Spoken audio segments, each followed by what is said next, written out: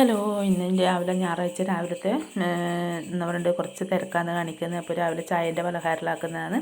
അപ്പോൾ നൂൽപുട്ടാക്കാന്ന് വിചാരിച്ചിട്ട് അപ്പോൾ കുഴച്ചെല്ലാം വെച്ച് നൂൽപുട്ടിൻ്റെ മാവെല്ലാം കുഴച്ച് വെച്ചു. ഇനി വേഗം ആക്കാൻ നോക്കാം. അപ്പോൾ ഇത് തേങ്ങയെല്ലാം ചിരകിയത് ഇപ്പം ഇതിൻ്റെ തട്ടിലിട്ട് കൊടുക്കട്ടെ. എന്നിട്ട് വേഗം നമുക്ക് നൂൽപുട്ടാക്കിയിട്ട് അടുപ്പത്ത് വെക്കാം. അങ്ങനെ പിന്നെ എല്ലാം തട്ടെല്ലാം റെഡിയാക്കി വെച്ചു. അപ്പോൾ ഈ നൂൽപുട്ടിൻ്റെ പൊടിയുണ്ടല്ലോ ഒട്ടും കൈക്ക് ഒട്ടിപ്പിടിക്കുന്നില്ല. നല്ല സോഫ്റ്റായിട്ട് ഒട്ടും പാത്രത്തിൽ ഏടി ഒട്ടിപ്പിടിക്കുന്നില്ല.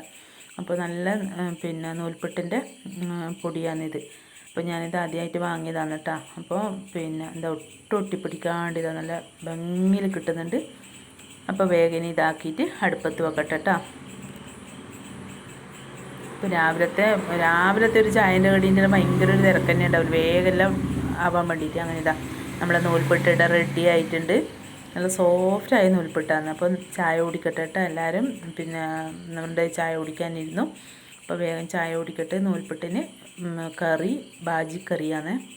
അങ്ങനെ പിന്നെ നല്ല സോഫ്റ്റായ നൂൽപുട്ടും ബാജിക്കറിയും.